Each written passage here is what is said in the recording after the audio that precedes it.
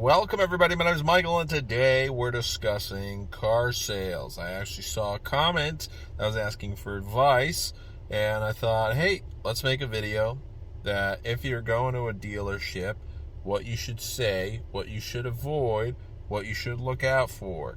Now, every dealership is going to be different and every policy is going to be different. The market has changed a lot over the past 2 years, and it's still most likely going to remain in a weird spot over the next year or two, or maybe even more, but hopefully things get better as we go further into the future. Now, a lot of it had to do with the pandemic, with COVID, with chip shortages, logistics issues. Basically, anything that could go wrong was going wrong over the past year. And with that, a lot of car manufacturers were not prepared. Their chips were not the priority. It was Samsung, Apple, all the other technology makers, not manufacturers, because for many years they were the ones in charge, and now the tables have turned, and their chips, unfortunately, were just not as profitable as some of the other ones, and some of them were outdated, and not as many factories made them, and blah, blah, blah, blah, blah. So there was a whole bunch of issues. Then you had ships being stuck at port. Recently, Volkswagen had lost 4,000 vehicles because one of the ships that they were transporting, a ferry, it sunk. So 4,000 new vehicles are at the bottom of the ocean. That's not good.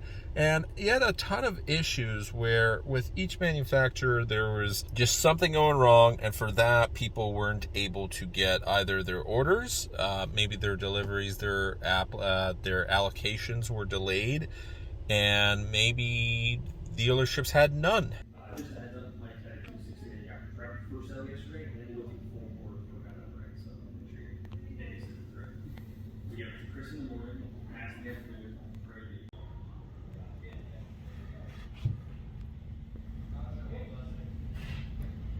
So, what can we learn from a car salesman? How would I react going into a dealership? What would I say to try and get a good deal? Well, first of all, you have to understand the realities of 2022.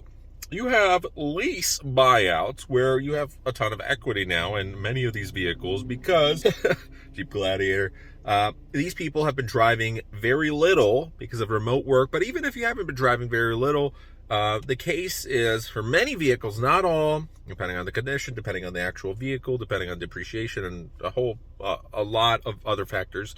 One of them is most people will get some equity back, whether that's $1,000, $5,000, $10,000, obviously depends. There's so many different variables, depends on who you go to. And it's good to do your research because there's some dealers where they're like, oh yeah, we'll take back your lease. That's all good, not a problem. And then they're, scoring $5,000, $10,000. So always look out for that. There are some sketchy dealerships, but there are plenty of dealerships which are just doing normal business. And people are freaking out over MSRP. Oh, why are you selling over MSRP? Well, because I looked up, for example, Mercedes CLA, Mercedes E-Classes, Mercedes CLS.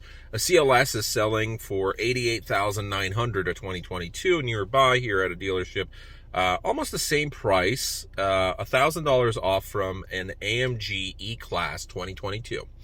And obviously, the S version of GLS, the S-Class, the CLS, it's the best for that category. But a CLS that's not an AMG selling for almost $100,000, it is over MSRP.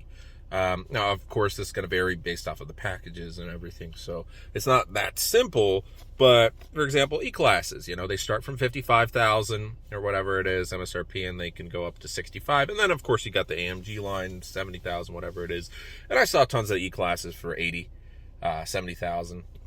Obviously depends on what E-Class it is, whether it's E400 or AMG or E300, E500, 50, or whatever it is. So there's a lot of vehicles that are being sold over MSRP. And then you have market adjustments, and then you have addendums. And the number one thing you should ask for is the out-the-door price. Whether it's financing or you're paying cash, the out-the-door price for a lot of dealerships is actually going to be the same. Now, some might differ. I'll tell you one thing, though. If you're an out-of-state buyer, dealerships make the most amount of profit from their service drive. So they take a look at who's closest. If someone's going to purchase a brand new vehicle of which they only have one of, and that person argues, I'm not paying over MSRP, I don't want to pay the addendum, I don't want to pay the market adjustment, there's going to be a local customer who will be willing to pay that and will return to the service drive, and the dealership's going to make a lot of money from the service drive. So if someone's out of state, and there's also out of state fees for our dealership, there's out of state fees for different states. So you pay the fees for, let's say, Illinois, and then you pay the fees for Wisconsin. There's a lot of Wisconsin residents that come over to us. And some people pay and some people refuse to pay, and then they go to a different dealership. We've had customers understand that the addendum is absolutely necessary because it offsets some of our competitive pricing while offering something of actual value. While other dealerships, if it's just a market adjustment of $2,000 and they add nothing of value, well, it's a little upsetting. Plus an addendum. So a lot of customers ask, why is an addendum or a market adjustment not included in the price of the vehicle?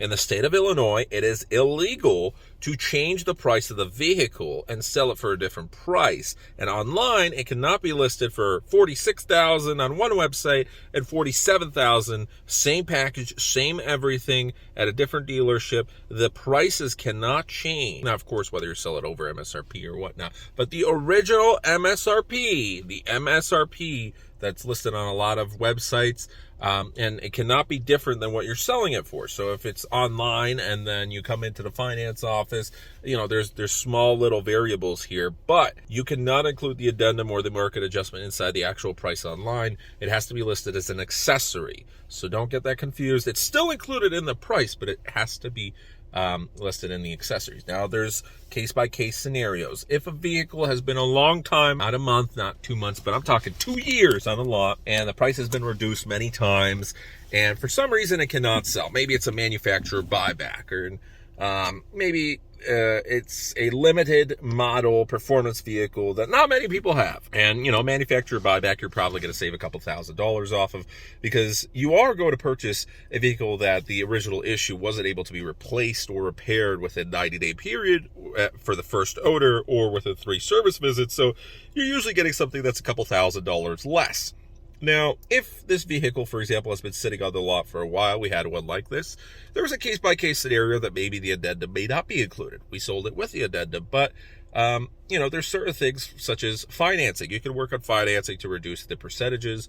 You can work on trade values. If you don't have a trade-in, if you want to pay cash, or you're bringing in your own financing, which is just like cash to a dealership, dealerships make money off of the back-end products more than they do front-end. Front-end means what you're making on a vehicle from purchasing the vehicle and then selling the vehicle without any extra additional products. And then, of course, with reconditioning costs. So, for example, we've sold multiple vehicles that we've lost $1,000, $2,000, sometimes even $5,000 or $5,500 on. And some of these vehicles you are able to make up on with the back-end. But there's some that, unfortunately, very rarely, but there's some that the dealerships actually takes a loss on. It's a risky investment, and whoever made the purchases decided at that point in time, without the market conditions later changing or whatever, you never know what's going to happen in the future. But most of these risky investments pay off, and there's a lot of money in them, but some fail.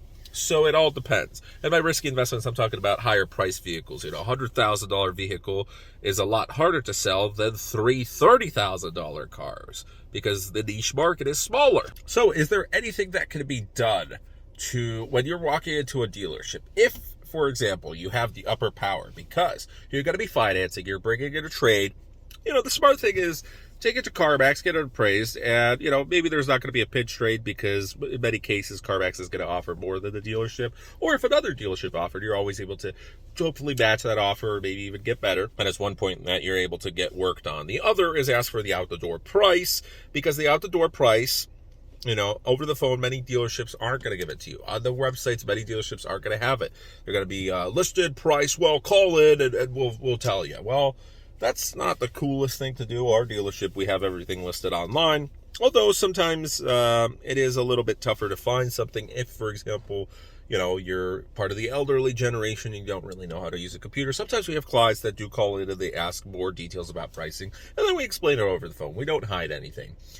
So we like to be pretty transparent about that.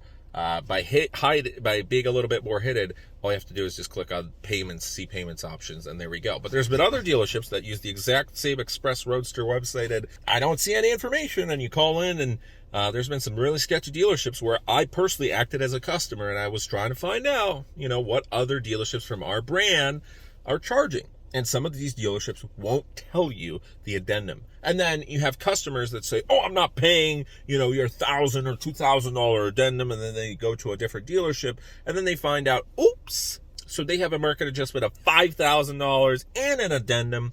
An addendum means something that's in addition. So could be window tinting, could be nitrogen filling in the tires, which is absolutely useless because most tires, just with oxygen and everything, there's already 78% nitrogen in there. So with what's going on, there's certain things like paint protection or, key replacement, or if there's some extra warranties or contracts or coupons or whatever, there's different addendums that can be added. Some are silly, some actually do provide a little bit more value than others. Of course, you're paying really to provide more profit to the dealership, but sometimes the profit is absolutely necessary if on the front end a vehicle is losing money. So if you pick a vehicle that has been sitting around for a while, you could actually see at CarGurus the price history has changed. You might have a little bit more negotiating power, but there's a lot of dealerships like ours that don't negotiate on the price. Now, if you do go to a dealership that does negotiate on the price, be prepared for a fun time, but there's going to be certain things that people will do to hold in their gross. So if you go to a non-negotiable dealership like ours, the case-by-case scenario might be that addendum. Maybe you can get a reduced price on that. 99% of clients will pay full price. But on a case-by-case scenario, if it's a vehicle that's been around for a while, if you're a local client, if you've got a good trade-in, if you're going to be financing with us, you might be able to work with the numbers. If, for example, you don't want to pay the addendum for whatever the product is. I don't want window tints because there's already window tints on there. Or I'll do them myself or whatever.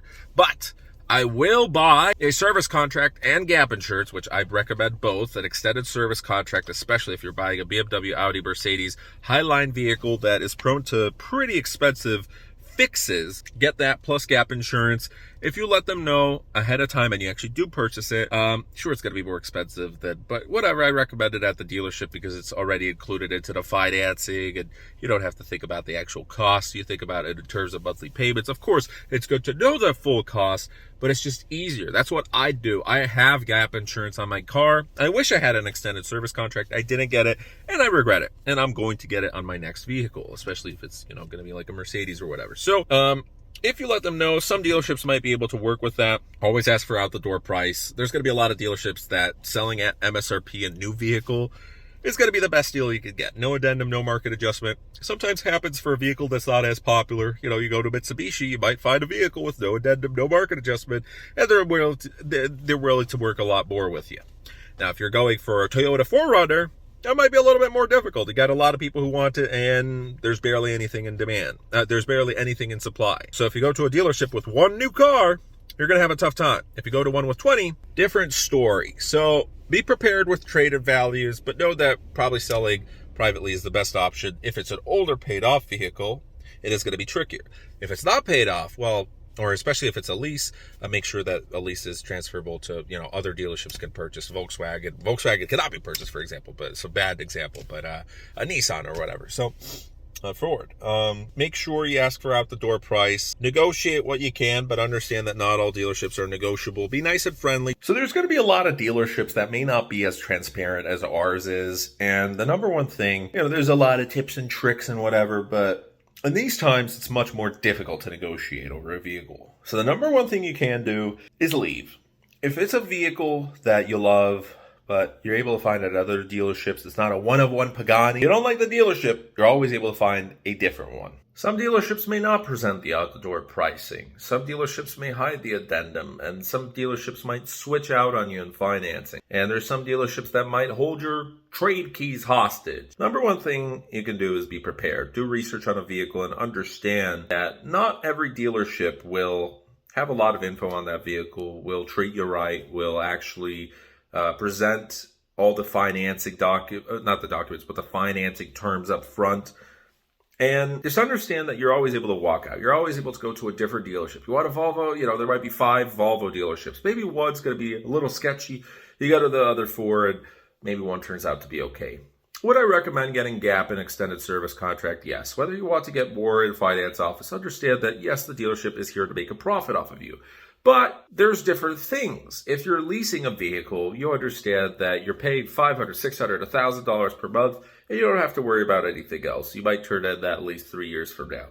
If you're purchasing a vehicle that's 20 years old, no warranties whatsoever from Craigslist, that vehicle could break down at any point in time and you're going to be owing a lot of money. If you go to a dealership, understand that certain vehicles might be over MSRP and that might be the new price. But you are able to still find deals and you are able to purchase a vehicle at MSRP without any additions. Now, once you start looking out of state, understand that there could be out of state deals. And the number one thing is, if you don't feel comfortable, maybe bring someone with you who does feel a little bit more comfortable. Understand that some of these Shark Tank dealerships, they're going to throw you through the ringer and they're going to try and just pressure you into purchasing.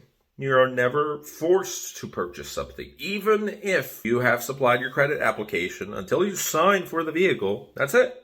Unless you go to a fraudulent dealership and they made you sign something that, the vehicle's yours. But again, that's illegal. There's a lot of clients that are going to try and get KBB values in CarMax, and we are partnered with both. The number one thing is if you go to another dealership, a local dealership, and they give you a good value for your trade, that has a lot more power at the other dealership than a CarMax appraisal. You won't always get a CarMax offer matched.